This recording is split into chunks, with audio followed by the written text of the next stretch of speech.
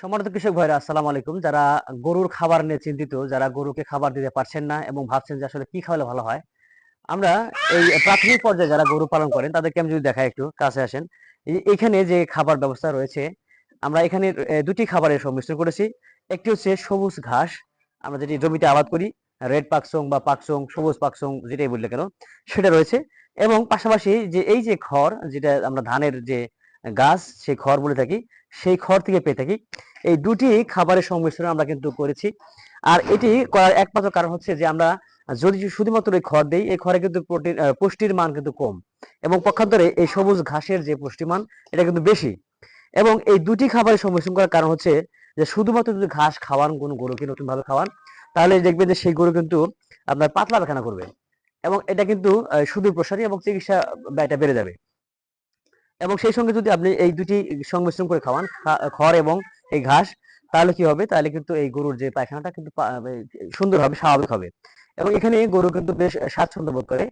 শুধুমাত্র যদি ঘাস খাওয়ান, তাহলে কিন্তু হজম ক্রিয়া কিন্তু অতি দ্রুত হয়, এবং গরু কিন্তু আবারও এই খিদায় কিন্তু নানা রকম বাহানা করে। দেখবেন যে ছটফট করতেছে, তারপরে গরু ডাকাডাকি করবে, এরকম অধৈর্য এরকম বোঝা যাবে।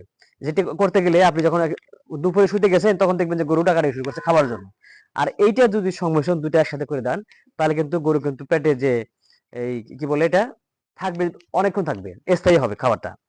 আর এই যে জাবর কাটবে, পাশাপাশি আপনার সাদা পানি দিয়ে রাখবেন, যে দুইটা খাবার যে আমরা চারি বলি গ্রাম্য ভাষায়, এবং দুইটা খাবার যে পাত্র যাকে বলা হয়, একটা পাশে আপনি খাবারের যে ব্যবস্থাপনা থাকবে, এবং অপর প্রান্তে কিন্তু সাদা পানি থাকবে। এবং এই খাবারের পাশাপাশি সাদা পানি গরু যখন মনে হচ্ছে তখন কিন্তু খাবে। আর এটি আমরা মূলত করি দুটি কারণে। একটি হচ্ছে যে যেটা বললাম, যে হজম ক্রিয়া হবে স্বাভাবিক, এবং অনেকক্ষণ স্থায়ী থাকবে। গরু কিন্তু খাবারের জন্য ডাকাডাকি কম করবে। আর শুধুমাত্র যদি সবুজ ঘাস দেন, তাহলে কিন্তু এটা স্থায়ী হবে না, ডাকাডাকিটা বেশি করবে।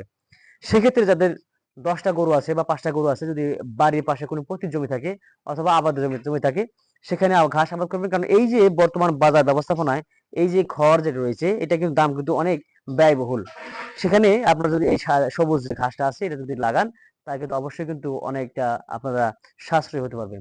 এবং যারা পারিবারিক খামার করেন, তাদের জন্য বিশেষ সুবিধা, যে অল্প একটু জমিতে যদি এই ঘাসটা লাগান, তাহলে কিন্তু আপনারা কিন্তু সাশ্রয়ী হবেন এবং স্বাবলম্বী হবেন। এবং পাশাপাশি যে দুইটা খাবারের যে সংমিশ্রণ, এটা করলে কিন্তু গরুর যে খাবারের যে স্থায়িত্ব, এটা বাড়বে।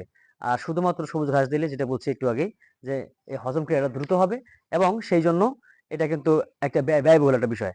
আমরা যদি একটু কাছ থেকে দেখাই যে এই মিশ্রণটা কেমন। এই মিশ্রণটা মূলত কিন্তু এই যে দেখাচ্ছি, যে এটা আমরা মেশিন দিয়ে কিন্তু কাটি।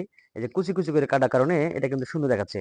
আর যদি আপনি এই যে পাকসং বা রেড পাকসং যেটা থাকে না কেন, সবুজ ঘাস, এটা যদি অনেকটা বড় হয়, তাহলে কিন্তু আপনার লোকাল যে হাতের যে মেশিন, এটা দিয়ে কিন্তু কাটতে পারবেন না।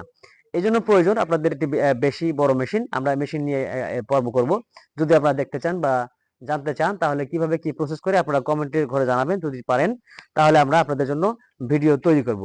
আমরা পারিবারিক খামারে যেটি করি, আমরা কিন্তু বড় কোনো খামারি না, আমরা কিন্তু পারিবারিক খামার করে থাকি, ছোট ছোট খামার।